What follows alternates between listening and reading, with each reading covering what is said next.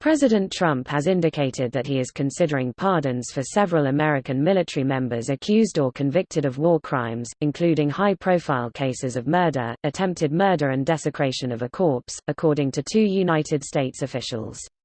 Here's a summary of the article.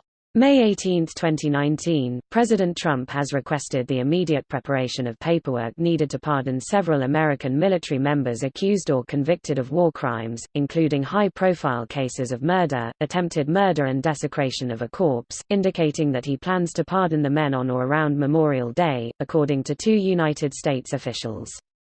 The officials, who spoke on condition of anonymity because they were not authorized to speak publicly, said they did not know if other service members were included in the request for pardon paperwork.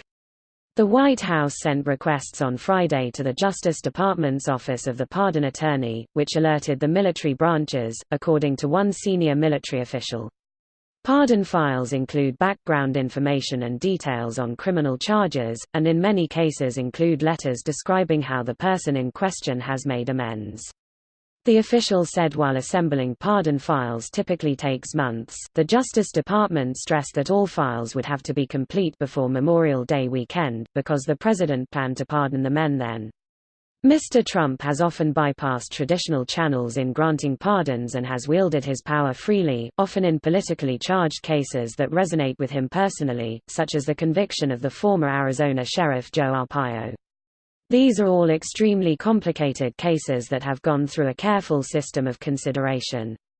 A freewheeling pardon undermines that whole system, said Gary Solis, a retired military judge and armor officer who served in Vietnam. This post received a score of 5,795, with an upvote ratio of 94%. Here are the top comments in response to this article. To the son of a bitch who deleted the previous posting of this story, matters related to war crimes are by the very fucking nature international news. The way it is seen is simply the divine right of America to overthrow unfriendly governments like Venezuela.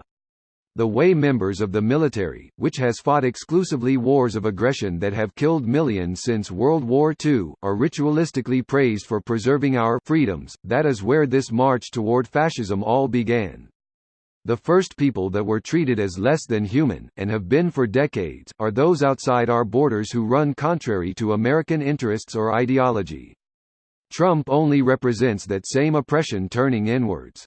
Dude. The US used to literally ship people here just to be worked to death and bred as slaves for their entire lives. The US has been that kind of nation since before it even had independence. Also, did you just forget about the whole Manifest Destiny bit? Greater than at what point are we allowed to suggest that widespread acceptance of American imperialism abroad and mandatory veneration of the military have likely played an enormous role in the rise of fascism in America? And the militarization of the community police. Right, Live PD was on in Texas, and that cop was loaded with military-grade shit. Pointing an assault-style rifle at a possible car theft. Like, I get it, your job is dangerous and you should be able to protect yourself, but it seems overkill, literally. He isn't screwing around here.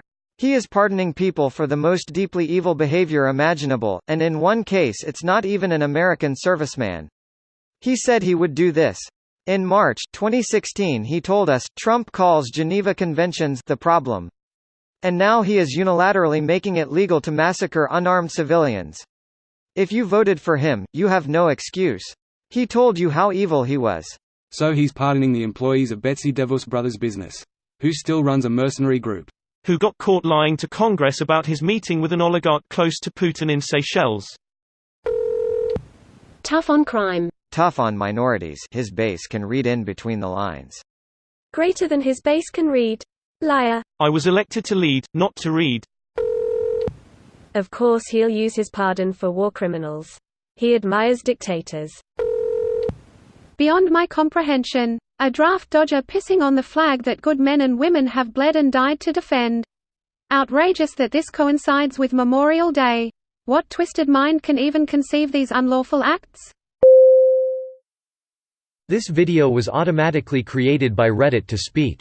The article and comments in this video were selected from Reddit according to their upvotes, and any paraphrasing was performed by smmry.com, without any human intervention.